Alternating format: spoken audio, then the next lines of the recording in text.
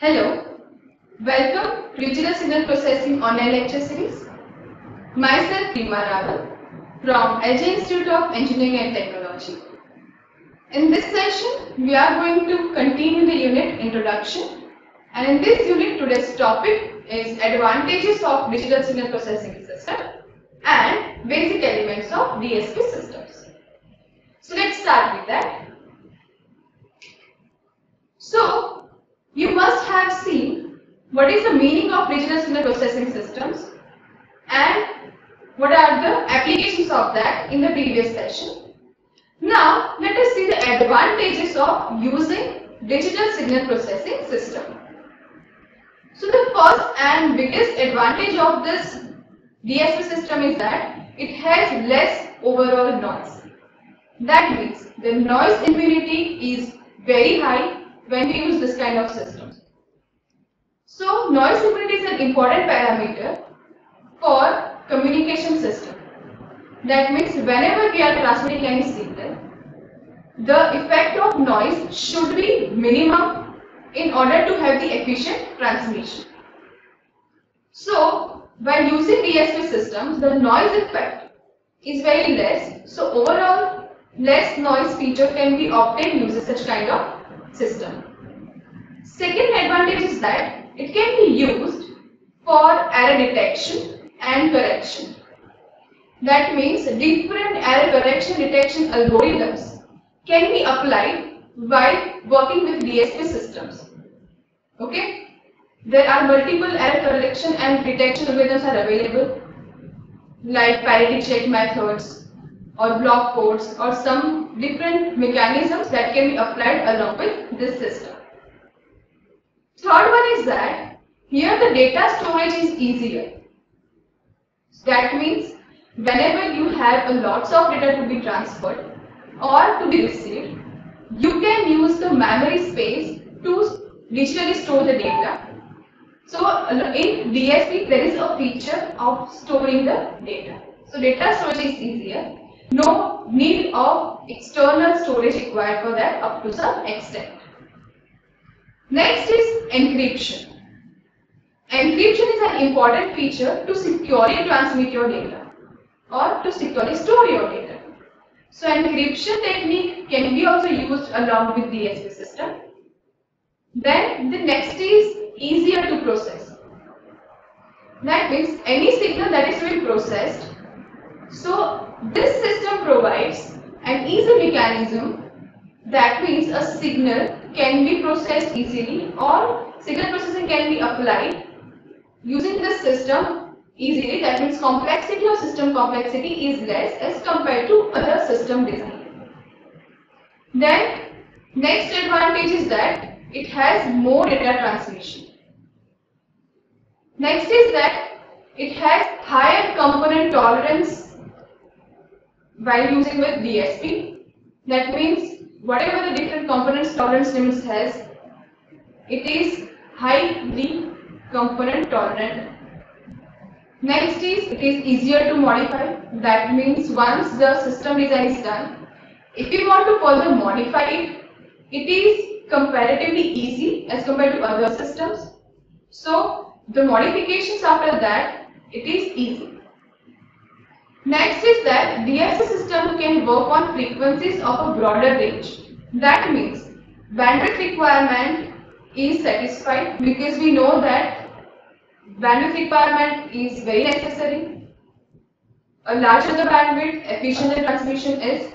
So the DSP systems can work with a broader frequency range. So that is the biggest disadvantage of that also. And the next feature is cost. Next advantage is cost in terms of what? That means when we have the larger design or larger design specific parameters. Okay, that means on higher scale if we are using digital signal processing, the cost will be less as compared to the long run cost. Yeah, but again, when we think about the small scale designations, there the cost can be more. Because for smaller applications, DSP systems can be more costly. But for higher range or for some higher applications or in wider applications, for higher systems, cost-effective system are to be obtained by digital signal processing system. Now, let us see the disadvantages of a digital signal processing system. So, what are the disadvantages? So, first disadvantage is its complexity. That means sometimes it may happen that using the different components which are inside the DSP systems, because DSP system uses different transistors and bulky transistors, so that will make the system complexity more. Okay. Also, the power consumption of these systems are high. They consume more power. Next is its learning curve and design time. That means once the digital signal processing is done, it is required to learn the output mechanism, to learn the device operating systems, and to design that. Okay, so that time is more. Next one is that the loss of information. That means in some cases it may happen that while doing the processing on the signal, some data or some information can be lost. And the last one is cost. That means we have seen earlier also that cost can be a positive, that means an advantageous parameter or disadvantageous parameter as well in terms of the scale. If on a higher scale I am using, then in long run costing will be less. But whenever we are designing with a small system, that means on smaller scale, it can be costly. Now, let us see the block diagram of the DSP system. So this block diagram indicates the elements of the DSP system. So we are moving with the first. So first one is anti-aliasing filter over here. Okay. Here in anti-aliasing filter, the analog input signal X of t is given. Okay. So we know that digital signal processors understands the digital signal as input and it can process the digital signal only. So what we need to do first? So we need to convert the analog signal into digital form to get it processed. And once it is done, we can perform the digital signal processing over there.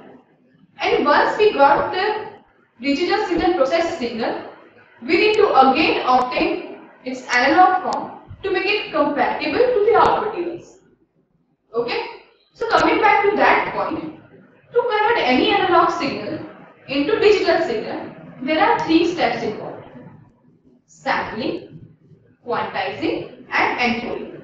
These are the three steps to convert any analog signal into digital form. So first of all, the first block we are going to use is anti-aliasing filter. So in anti-aliasing filter, analog input signal is obtained, is given, right, which is X of t indicated over here. Now what is anti-aliasing filter?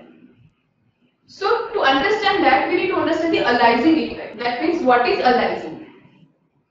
So there is a sampling theorem condition, okay, which says that the signal frequency should be greater than or equals to twice of FM, that is maximum frequency. Okay, if this condition is satisfied, we can perform the good sampling.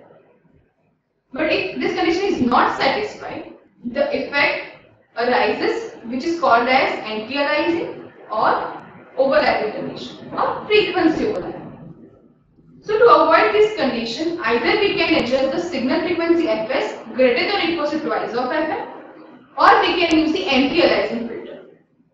So we have used first of all anti-aliasing filter to remove the aliasing effect from the received signal. Okay, that means the input signal. Okay, now this filter signal is given to the next block, which is in our case sample and hold circuit. So what is sample and hold circuit? So sample and hold circuit is used to get the samples of the input signal and to hold on to their particular values in order to give the digital output signal. So sample and hold circuit is used to hold to particular values of the input signal by taking the samples of it. Now this output is given to the next block, which is ADC. Okay, so ADC stands for what? So ADC stands for analog to digital conversion block. As I have said earlier, that the digital signal processor understands the digital signal only and it can process the digital signals only. So for that, analog digital converter ADC is used, which is converting the analog received signal into digital form. Now this digital signal is given to the digital signal processor block, that is DSP block, where the main signal processing is done. That means this digital signal processor block is the heart of the element of this system. That means here the processing on the signal is done according to the requirement. Now the output of this digital signal processor is given to the DAC. That means digital to analog converter. Now why we need to use digital to analog converter? Because we know that this digitally processed signal is to be converted into analog form back to make it compatible with the output and to get the output signal in analog form.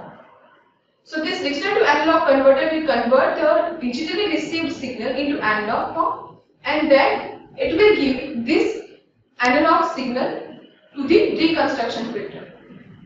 Okay? So here this analog signal is given to this reconstruction filter. Now what is the role of reconstruction filter? So as the name suggests, it is a filter. That means it will remove the unnecessary components or the noise components, and only it will allow to pass the desired signals only. Okay? So this will remove the high frequency noise or some unwanted signals, and then it will reconstruct the signal. If it is required to boost the signal or amplify the signal, it will also do that. And at the output of this reconstruction, we will get the output signal, which is our desired output signal, which has been processed by the digital signal processor. Okay? So these block diagram indicates the basic elements of digital signal processing system. It is very important to understand. There are total 6 blocks in this block diagram. First one is anti-aliasing filter, to which the analog input signal X of t is given. Second one is sample and hold circuit. Third one is analog to digital converter. Fourth one is digital signal processor. Fifth one is digital to analog converter. And the sixth one is reconstruction filter, through which the output is obtained. Okay, so this is the block diagram indicating basic elements of digital signal processing system. Alright, I hope that this is clear to you now. So these are the references for this that you can refer to. In the next session, we are going to understand the further topics related to digital signal processing. Thank you. Thank you for listening, and thanks for watching.